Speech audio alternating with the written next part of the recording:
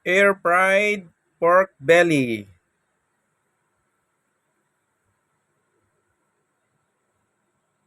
Malinis na po ito. Asin paminta lang po. I-massage lang ng mabuti. Yan. Lalagyan natin ng asin. Saka mantika. Yan po, nalagay na natin sa fryer.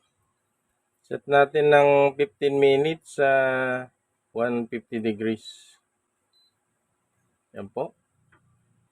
Start. Yan po, tapos na po yung 15 minutes.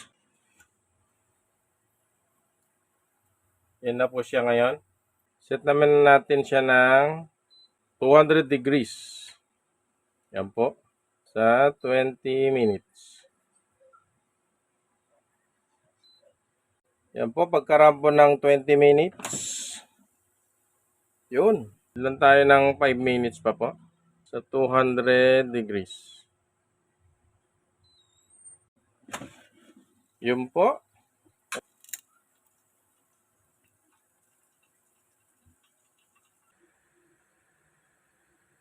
Kahit po.